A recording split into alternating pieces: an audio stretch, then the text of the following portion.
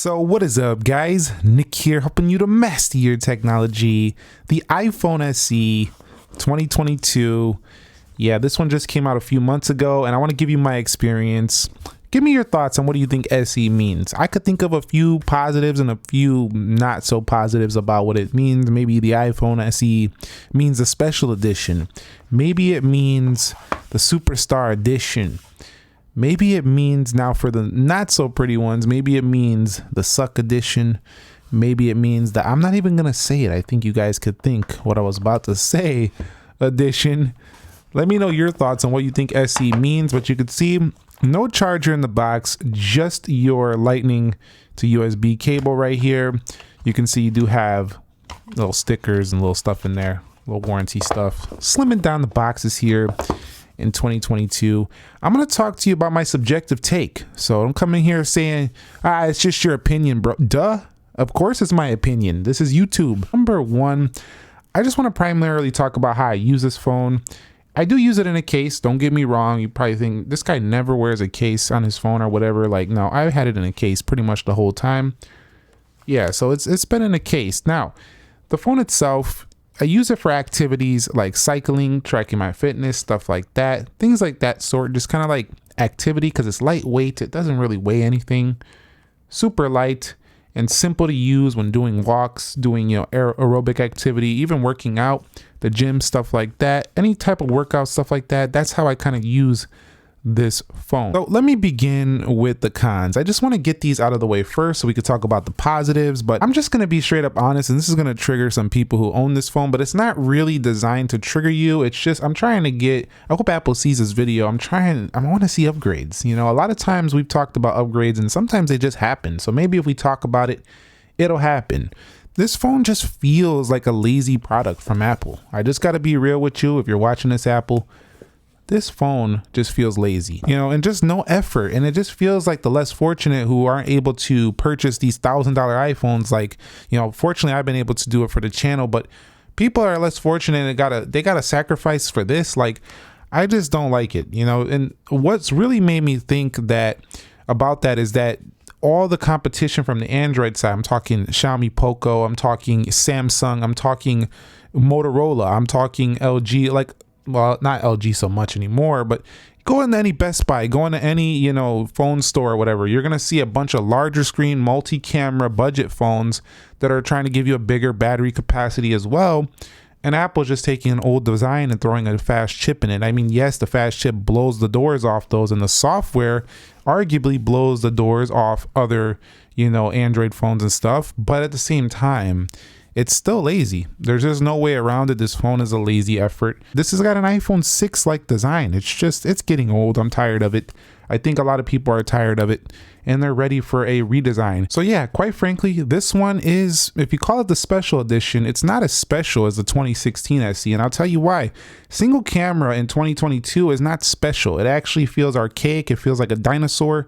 Back then, having the SE with the iPhone 6 Plus and 6S and stuff like that, those only had single cameras too, so it just felt like a smaller value, just really nice value phone, and it kept that classic iPhone 5S design. Now the iPhone 13, 13 Pro, 13 Pro Max, even iPhone 11, these phones are blowing this phone out of the water in a lot of areas, so it's not even close. So that's what makes this phone just feel kind of boring and not really exciting anymore, in my opinion. So the second thing that's a con here, and we will get onto the pros, is the display just feels really old with these bezels, and has that old resolution from iPhone 6 days. Yes, they've tuned the calibration. It's a little bit more punchy. The colors are better. They've worked on that a little bit.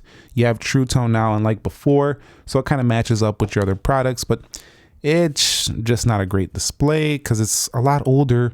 Just the overall technology. Yeah, it gets brighter than some Android phones at this price range, but still, some people say, I don't care, Nick. What are you talking about? The most people that buy this don't care about that.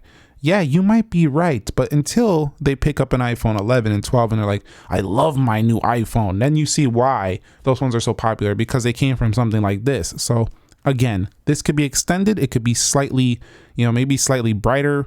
It could even be a little bit better saturation. It could even maybe consider throwing on a cheaper version of an OLED. The next con is the battery life. Now, the battery life, you don't expect to have the best battery life in the world at this price. I don't expect it either, but there are phones with 5,000 milliamp hour batteries, 4,000 milliamp hour batteries, 3,600, 3,800 at this price. 2018 milliamp hour battery. So, and especially for an iPhone, people use it a lot for social media. It's so fast, it's blazing quick. You're gonna want to use this phone a lot, even though it's small. It doesn't make it the full day. You're gonna be going under 50 pretty quickly.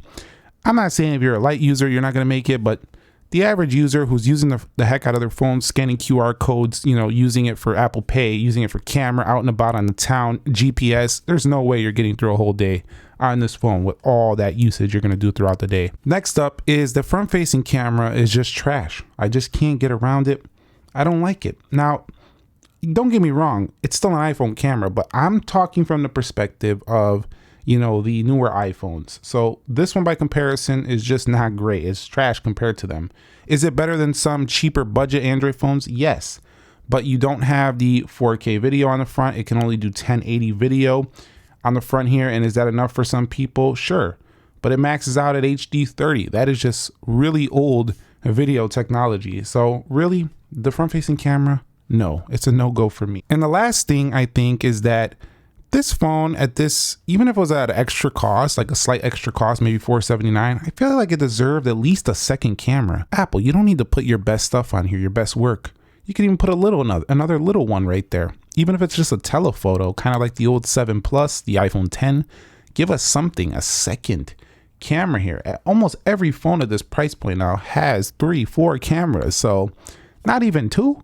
I know some people say, I like that classic single camera. You better stop talking about it, Nick. No, listen, I get it. I like it too. It's easy, it's simple, blah, blah, blah. But at the same time, you cannot deny facts. Walk into a store, look at the phones at $429. They're giving you 3 cameras. I don't care. There's no way to slice it. You gotta get another camera on the next SE. All right, if you made it this far in the video, congratulations. You made it through all my complaining and whining. But at the same time, listen, those are a lot of things as a owner of this phone, as somebody invested in this phone. I just want to see Apple upgrade. It's not a bad thing that this phone has a lot of cons, but because it has a lot of pros, and let's talk about what they are right now. Number one, at its core, this phone is still iOS. You're still getting such a good operating system, all the best games and apps out there, security, privacy, software support, app library, widgets. You're getting iOS 16, of course.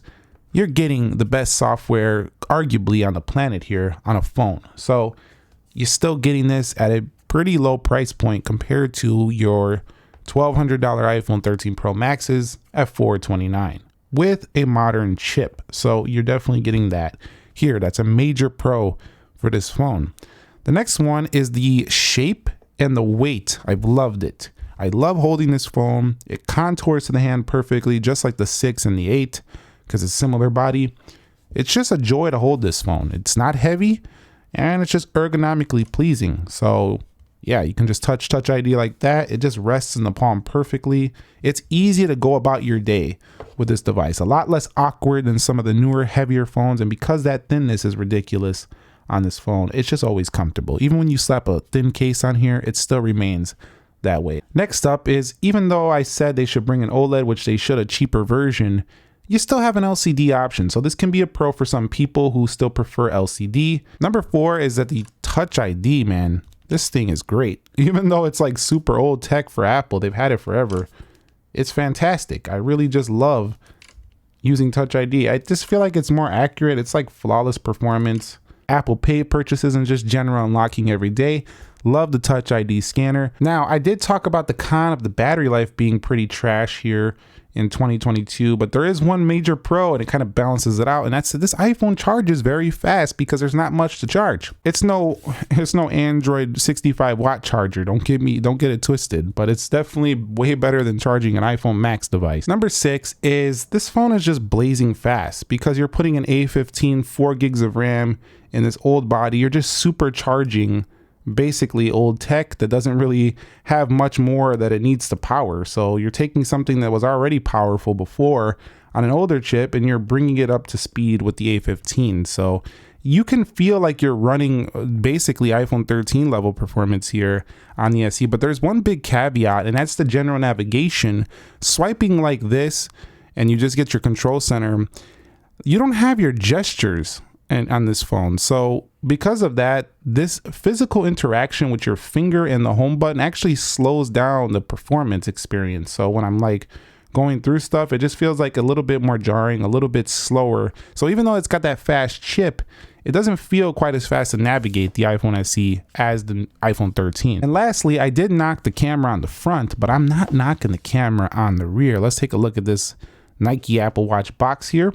And you can see the camera on the rear is actually very good. The video is strong. I'm going to show you a couple samples here. I'll put them on screen, but you can do 4K 60 video on the rear.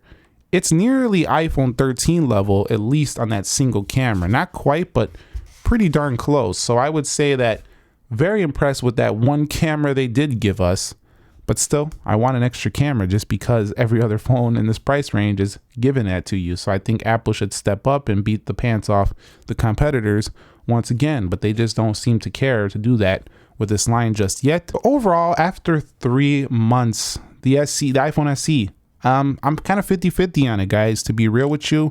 And I don't think this opinion is going to change in 6 months. So I probably won't even do the 6 months later. Just some parts of it feel dated. Some parts of it are not dated, but it reminds me of like a new car. Like, you know, when they keep the same model, but they just slightly upgrade it every year. And then everybody's just waiting for the car manufacturer to redesign that thing.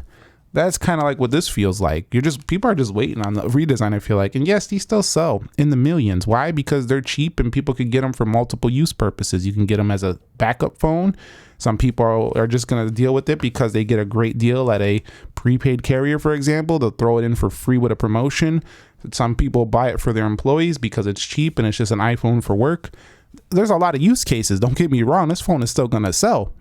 But let's get it straight. This is definitely at the lower tier. And I still feel like Apple's being a little bit lazy with this one and can make this better. And I actually feel like if they just do some of these upgrades we talked about, this phone would fly off the shelves. You wouldn't be able to get it for like 3-4 weeks at a time. That would be backed up in shipping. So that's how much these upgrades would be felt and would be appreciated by consumers. Thumbs up if you agree with that. Let me know your thoughts. If you have an iPhone SE, this video wasn't meant to upset you. I did give my pros as well as the cons. I started with the cons, but if you made it this far, let me know your thoughts on this one so far. It's a blazing fast iPhone 8 with better battery life and camera, but continuing with that design. 3 months later, I like it for a backup phone, for an activity phone, but there's no way I really love this phone like I did the original iPhone SE. And the main reason is because it doesn't carry that special factor. We talked about that earlier.